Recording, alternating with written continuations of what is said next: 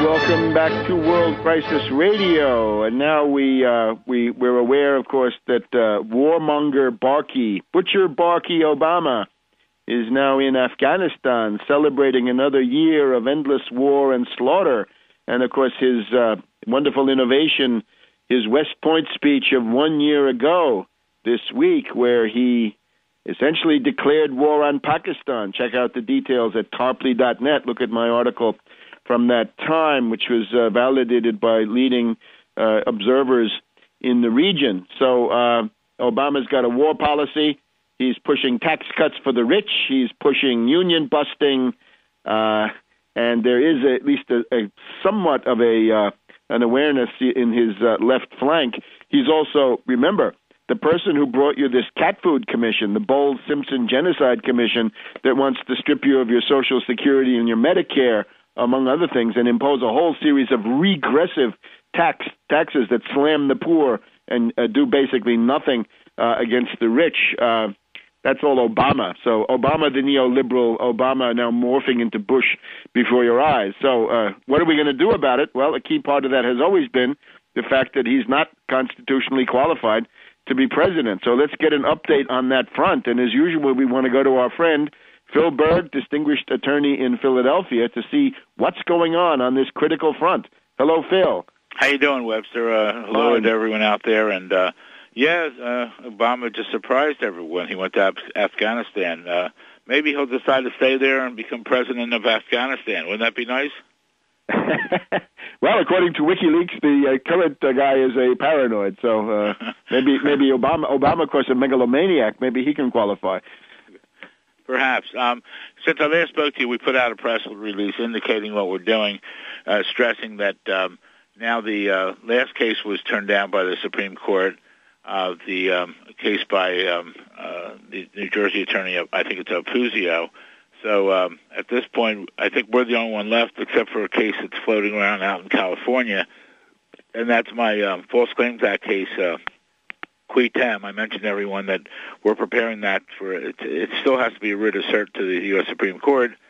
It's a different basis because all the others have been turned down on standing, and the Supreme Court has not dealt with that. Our issue, as I've mentioned before, is not on standing because this type case has already been granted standing by the U.S. Supreme Court. But whether they'll have guts enough to handle the case, they should. I'm alleging conflict of interest, as I mentioned before. And our purpose of that case is that Obama is not only not natural born, he's not naturalized, he's an illegal alien. Therefore, he could not be a United States Senator from Illinois, and the salary and benefits of $1 million should be returned to the U.S. Treasury. And therefore, obviously, if he can't be a U.S. Senator from Illinois, he can't be president. So we're hoping the Supreme Court, but we have our doubts on that, so we're going to be proceeding. And we haven't finalized everything yet. I know I keep putting it off, but they're not in power yet, but we're going to do certain procedures against the new Republican leadership here to those that have subpoena power to be able to really, I think if they held, in my opinion, one hearing on Obama's qualifications, I think the ballgame would be over. They have subpoena power, and if they would just subpoena Obama, that's why we have separation of powers, and they have the complete right to do it. It's under the Constitution. And that's where we're going to put on pressure very shortly. And when we do, we're going to ask all your listeners to join with us in our efforts. Wouldn't it be easier, knowing these characters, right? Their cowardice and their corruption, of course, are legendary. The path of less resistance for them is to subpoena the Secretary of State, I believe, of Hawaii, and that archive or records department out there. These are the people who claim, or at least they've hinted in public, that there is a birth certificate there. So it's not even Obama, right, who necessarily is the depository. It's the people of the state of Hawaii. So subpoena some official there and say, come and, duchess take them, bring the document with you. That's true, but, and we have to remember that they've said they've seen his birth certificate, but they've never said it's from Hawaii. They've implied it, but they've never said that. That's a good point on that you have there. Well, we'll talk soon about that off air before I decide what I'm doing. But that's a good point. But also, if they subpoenaed Obama in there, do you see any privilege he has of not coming before the panel? No, it's just that he's not necessarily in possession of his own birth certificate, right? He could say, I don't have it. I had it, but I lost it. And, you're not required to have a birth certificate, in normal life. It's you are if you do certain things. But if you're just sitting there, right, maybe you're not. But the state, if the state has records, then those are a big, easy target, easiest thing in the world. Say, okay, Hawaii, open up the archive. We're sending a team. We want to look, right? That would be another way to do it. No, that's true. Also, though, I would love to be there in the hearing room when the members of Congress would ask Obama, where were you born? What happened in Indonesia when you were adopted or acknowledged? What did you do at age 10 coming back? Even though, at age 10, this brilliant person would have knowledge of what transpired, and what records do you have right now to prove that you're constitutionally eligible?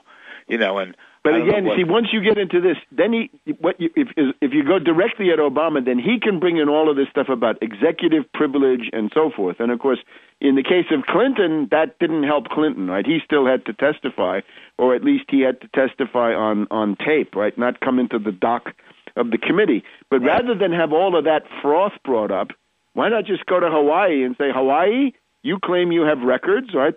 Those are public records. We're the U.S. Congress. We get to see them. Well, that's a great point. And also, though, likewise, we could subpoena the records from immigration records to see what. Absolutely, the State records. Department, his passport. Yeah, right. You could subpoena Occidental College, Columbia University, Punahou School. Open your files. Right. Something out there, because I know if they would do it. Now, the pressure is going to be on them, and for all your listeners, and we're drafting something, and we'll hopefully people will help us on. To pressure the committee to do it. They have full powers to do this. But I have a feeling unless we pressure them right, they're going to play the game of, we're not going to touch that subject, which is outrageous. I mean, we're in a constitutional crisis. We're in a laughingstock of the world. As you say, he's even losing the left because the left doesn't want him in battle, and here he is over in Afghanistan talking to the troops. He doesn't really have a solid base left yet, I don't believe. So we're hoping, though, that the Republicans will do something. Obama came out, talks out of both sides of his mouth the other day. He said there's going to be the Democrats and Republicans working together. I should have worked with you Republicans more in the past, but I don't think there's evidence of that. But without getting into the issues, you're right. We're going to put pressure on them to hold hearings to get the Secretary of State of Hawaii and the Secretary the records from the Immigration Department and the State Department records of Obama, and those records being subpoenaed. I believe that the committee can't. I believe that these sources cannot hide behind the executive privilege. Oh, they don't have executive privilege. If Obama had a document in his safe, he could say, no, you can't come into the White House and take my stuff. But it's sitting in the colleges, right, at Columbia and Punahou and Occidental and so forth. I would recommend this is the grist for a great press conference at the National Press Club, maybe the 10th or the 15th or the 20th of January, where you could get significant foreign press and others to come in. You'd be announcing what you're drawing up now, right? The various things that you want to say vis-a-vis the new committees of the Republican-dominated House in particular. Good point. Maybe we'll do that, and you'll join me there, and we'll check that out, and we'll keep all your listeners up to date on what we're doing. It's essential. It's essential, though, that we don't lose people at this time. Right. People, please go to my website, obamacrimes.com, OBAMACRIMES.com, and pass it on to your friends. And if you can make a donation to us to help us, then we would greatly appreciate it. And I would say make a donation so Phil can go to the press club in the middle of January and put this right in the middle of the political mix. We'll see you next week, Phil. More power to you. Hey, thank you. And we'll be back in a minute on World Crisis Radio.